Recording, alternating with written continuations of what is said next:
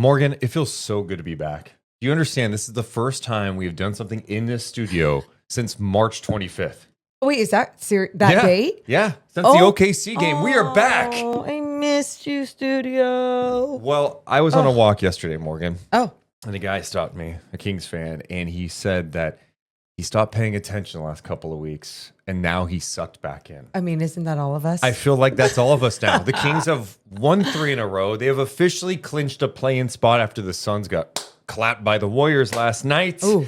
The Kings, winners of 3 straight after it looking so bad in that loss to Washington. Yeah. Apparently, like G-Man was talking about, that they had like a team meeting, and since then, it's looked really good with wins over Charlotte, Cleveland, and the last one over Detroit.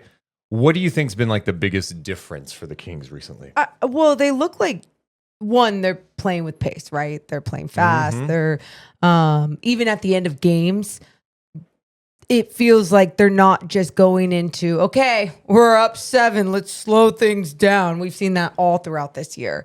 They understand that they play better basketball throughout 4 quarters if they're playing like that. I also feel like there's a different type of chemistry, clicking. I don't know, something like that's happening with them. And sure, more time together on the floor, that was going to happen. But it also felt like things were going the opposite way. So for things to come back this way and come back strong, they look resilient, especially that win on a second night of a back-to-back, pushing through physical and mental fatigue. I think for me, yeah, the ball movement has just been there too. There's a lot less standing around and watching. And I think the chemistry between Sabonis and Levine has gotten worked out. It's looking a lot better. Even DeMar DeRozan kind of running things. He is playing with much more purpose out there. Yeah, he's still going to do his ISO thing, but you still need it to be in the flow of the offense. But running things through Sabonis again has been huge. And they're trying to do different things with Zach, like the DHO game. Mm-hmm.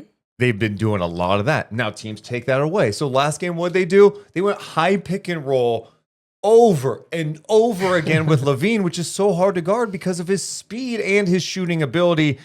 His last 3 games, averaging 35 a game. He's 19 of 29 from downtown during that stretch. So I think him being aggressive, and it's not just the shooting either. Like I feel like he's attacking more. Is. Well, how many times have you mentioned the high pick and roll, right? And just giving him more of what works for his game.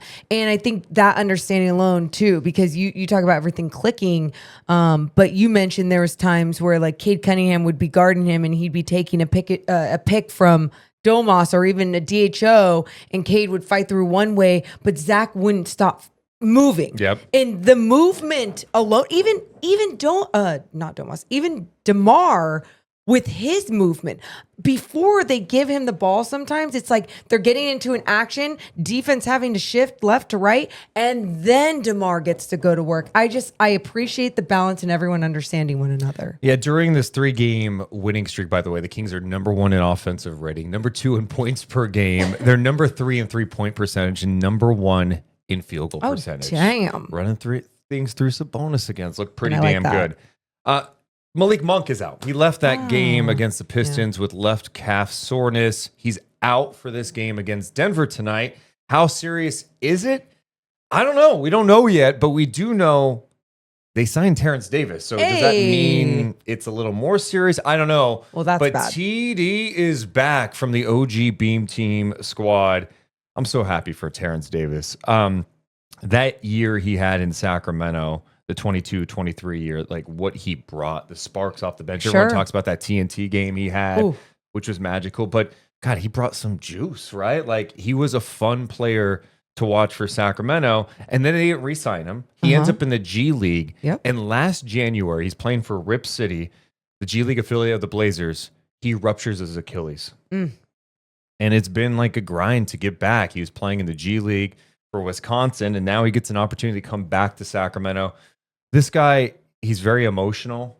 Like he definitely is going to embrace this opportunity. Yeah. And I'm excited to see it, dude. I think for vibes too. It's kind of like you said, scares me because of the Malik Monk news. I go, whoa, you obviously feel a certain way that you needed to make sure that you're that you have another body kind of like Malik in some ways. Obviously, their games are still very different, and so many different places, but mostly that spark plug, that energy that TD can bring. And then maybe even with all the other experience along this journey that he has maybe even made him even a little bit of a different type of player. Like we all grow, And so what is he going to look like when he gets those minutes? Either way, we know what he can add as like the spiritual leader out there. And in Sacramento, when he checks into the game, he is going to get a huge ovation. And then just getting integrated. I mean, he knows a lot of these. I know a lot of the rosters change, but he knows some of these coaches. He knows Sabonis, right? Like he knows Malik, he knows Keegan. So I don't think it's going to be tough to get him integrated and get him some minutes. I think he's going to be playing some minutes, especially if Malik's out 10, 15 minutes. And, they played him at small forward too in his time in Sacramento too. So excited to have Terence Davis back. And he'll play with pace. That's when, yeah, it's going to be chaotic. He'll push the shit out of the ball. He brings juice to the game. Yeah. God, I remember that first year with the 22-23 team. It wasn't his first year here, but his second year. Yeah. And you had Malik throwing lobs to Terence Davis. Oh my God. Davis coming down and hitting heat check threes. Shit was amazing. We'll see what we get. Well, the Kings' opponent tonight, the Denver Nuggets. My goodness. This Denver Nuggets team has lost 4 in a row. And they just fired Michael Malone yesterday. After 10 seasons winning a championship, the Nuggets go, 3 games left. I don't like the vibes here. We're firing him and the GM, Calvin Booth. To say this is shocking would be an understatement. We don't know all the dynamics. We don't know what was going on behind the scenes. Did Malone lose the locker room? I mean, he's been there for a decade, but there's no doubt about it. From a purely just looking at the timing, 3 games to go. And you go, you know what? We're going with David Adelman as interim head coach. What was your reaction to seeing the Nuggets fire Malone, who, by the way, the only coach Jokic has ever had in his career? Whoa. Insane. I look around the league this year, and when I thought it was really wild to see Mike Brown go, when we saw Mike Brown go, I was like, really? Like after just re-signing him, like can't just wait till the end of the season? This one, you really can't just wait until the end of the season. Obviously, they felt like they couldn't. They wanted a clean house. I don't understand it. I don't get like how to feel about it, but all I know is that Michael Malone was there for 10 years. Like how many NBA coaches are lasting 10 years? And that's what else though. I go 10 years and still the timing. You choose with 3 games left in the regular season. I hope this is not just some weird trend we're going to see. It's like, hey, you know what? We need a spark before the playoffs, firing a head coach. And the messaging coming out of Denver was that, they had some stretches where they played good basketball, but after the All-Star break, they're just 11-13.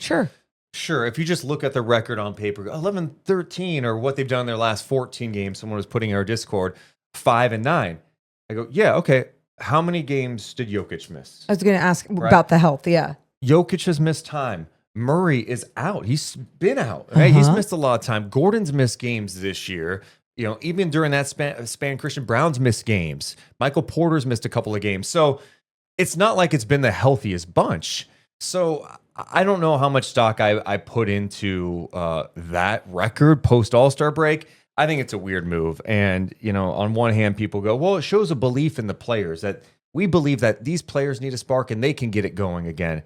Dude, I think it's jarring. I'm sorry. Unless there's something we don't know and Jokic and Malone don't like each other anymore and Gordon hates him and Murray hates him. Okay, maybe I see it and maybe that comes out.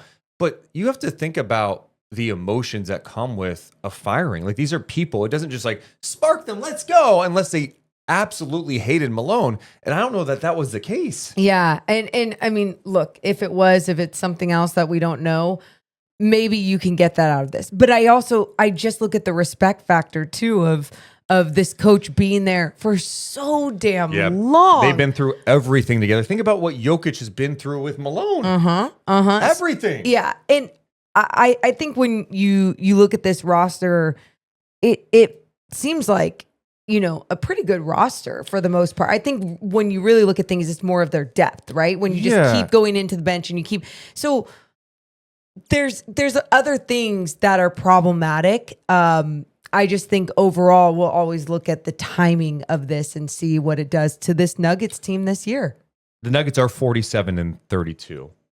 I would love 47 wins. That'd be great. They're the fifth spot right now, right? I would love to be in the fifth spot. But they're also in danger. If they lost tonight, they're falling into the play-in. And I think that's what they're fearful of is like all of a sudden they're in the 8th seed or something. But you know what else too? I know so many people are going to go, if you have Jokic, you have to get it done.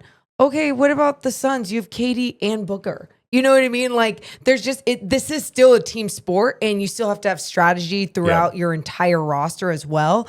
I'm not acting like Michael Malone is perfect in any way, shape, or form. I just think of the overall, I guess, energy of this firing just seems a little off. We're going to see what it looks like tonight.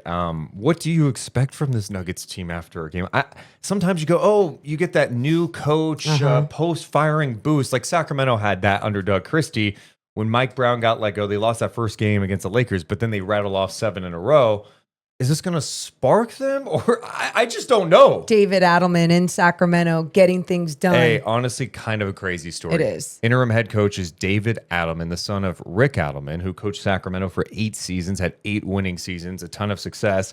The Kings' most successful head coach, his son, is now the interim head coach of the Denver Nuggets and is making his debut in Sacramento against the Kings, against one of Rick Adelman's former players, Doug Christie. Poetic. What the hell? I know. I love the basketball world. It is wild, but I guess what to expect from the Denver Nuggets tonight, again, without Jamal Murray, they still have good players. Yeah. Let's see, but let's see if it sparks them in a way of motivating them, or if it's kind of just this weird downer that looms over them. You know, usually that first game after, I feel like teams go more in that like, holy shit, what are we doing kind of thing.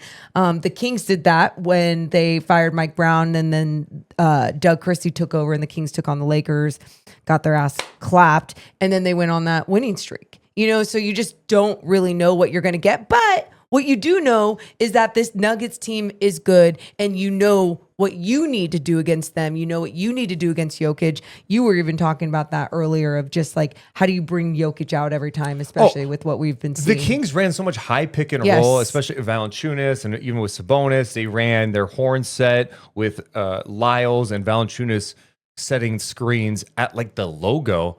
Yeah, do that to Jokic. He doesn't want to come out and defend. Yeah. He doesn't want to come out and defend someone like Levine. So, yeah, it'll be interesting to see how the Kings handle things tonight.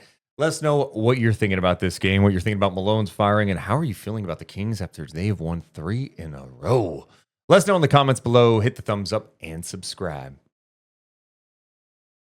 Deuce and Mo. Deuce and Mo. Deuce and Mo. They tell you what they know. Deuce and Mo. Deuce and Mo. Deuce and